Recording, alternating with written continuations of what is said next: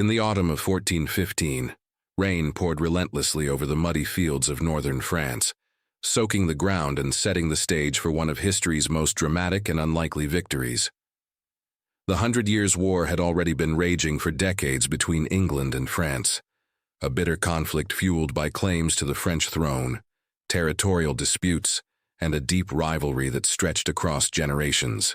And in the midst of this centuries-long struggle came a single battle that would cement itself in legend: the Battle of Agincourt. Against overwhelming odds, an exhausted English army led by King Henry V managed to crush a much larger and better-equipped French force. How did this happen? The answer lies in a combination of luck, strategy, leadership, and one simple weapon that redefined medieval warfare: the English longbow.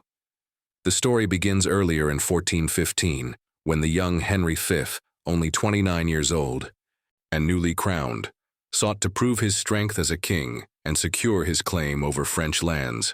After sailing with his forces across the Channel, he laid siege to Harfleur, a French port city. The siege was long and grueling, and though the English eventually captured it, the victory came at a heavy cost. Dysentery and disease tore through Henry's army, killing many and leaving the survivors weak and weary. With winter approaching, the practical choice would have been to retreat to England and regroup. But Henry, bold and determined, decided instead to march his depleted forces across northern France toward the English stronghold at Calais. It was a dangerous gamble, one that would soon bring him face to face with the full might of the French nobility.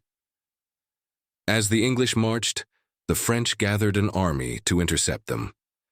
By the time the two forces met near the village of Agincourt on October 25, 1415, coincidentally the feast day of Saints Crispin and Crispinian, the contrast between them could not have been starker. The English army numbered only about 6,000 men, many of them sick, hungry, and exhausted. The French, on the other hand, fielded an army of roughly 20,000 to 30,000, including heavily armored knights, mounted cavalry, and noblemen eager for glory. On paper, it seemed like the English were marching straight into annihilation, but the battlefield itself told a different story. The ground between the two armies was a narrow strip of recently plowed farmland, bordered by dense woods on both sides. Days of rain had turned the soil into a quagmire, a sticky, muddy trap that would make movement slow and exhausting. For the French knights clad head to toe in steel armor, this would prove disastrous. For the English longbowmen, lightly equipped and positioned behind wooden stakes driven into the ground, it was the perfect setup. Henry positioned his men carefully. He placed his heavily outnumbered men-at-arms in the center, flanked on both sides by ranks of longbowmen around 5,000 in total. These archers, many drawn from humble backgrounds, were the backbone of the English army. Armed with 6-foot-long yew bows capable of firing arrows at incredible speed and force, they could unleash a storm of deadly projectiles that pierced armor, killed horses, and sowed chaos in enemy ranks. Against traditional medieval tactics that relied on charges of mounted knights and hand-to-hand combat, the longbow was revolutionary. When the battle began, Henry ordered his archers to step forward and launch the first volley. Thousands of arrows whistled through the damp October air, raining down on the French knights and cavalry waiting to charge. The French, enraged, surged forward, but the muddy terrain worked against them. Horses stumbled, men slipped, and the charge lost momentum almost immediately. As they struggled through the mire, wave after wave of arrows fell upon them, cutting down men before they even reached the English lines. The noise was deafening, the screams of horses, the clash of armor, the cries of the wounded all echoing across the narrow field. Those French knights who did manage to reach the English front line were exhausted and disorganized. There they met a wall of English men-at-arms fighting desperately with swords, axes, and maces. Meanwhile, the longbowmen, having loosed most of their arrows, joined the melee as well, wielding mallets and knives to finish off the struggling French.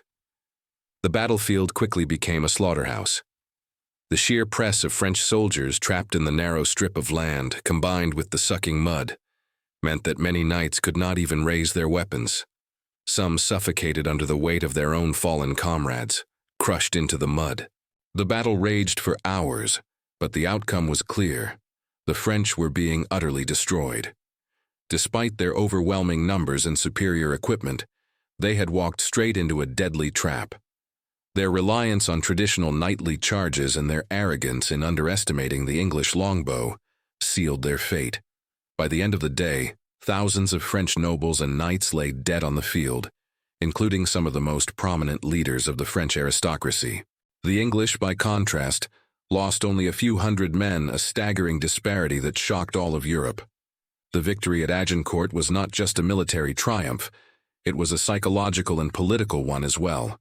Henry V, the young king who had risked everything, suddenly found himself hailed as a national hero.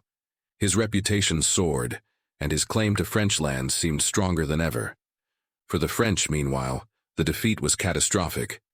The cream of their nobility had been slaughtered in a single day, leaving the kingdom humiliated and weakened. The message was clear. The age of armored knights dominating the battlefield was coming to an end, replaced by the rise of common soldiers and new military technologies. But beyond the tactics and bloodshed, the Battle of Agincourt also became a story of inspiration, immortalized in literature and legend. Centuries later, William Shakespeare would dramatize the battle in his play Henry V, giving us the famous St. Crispin's Day speech, where Henry rouses his outnumbered troops with words of brotherhood and eternal glory. Whether Shakespeare's version was accurate or not, it captured the spirit of the moment, a band of weary soldiers defying impossible odds and emerging victorious against all expectations. The legacy of Agincourt has endured for over 600 years, not just as a military turning point, but as a symbol of determination, strategy, and the power of the underdog. It reminds us that numbers and strength alone do not decide battles' terrain. Tactics, leadership, and the will to fight can change everything. The longbow, a weapon wielded by peasants and commoners, humbled the mightiest nobles of France and reshaped medieval warfare forever.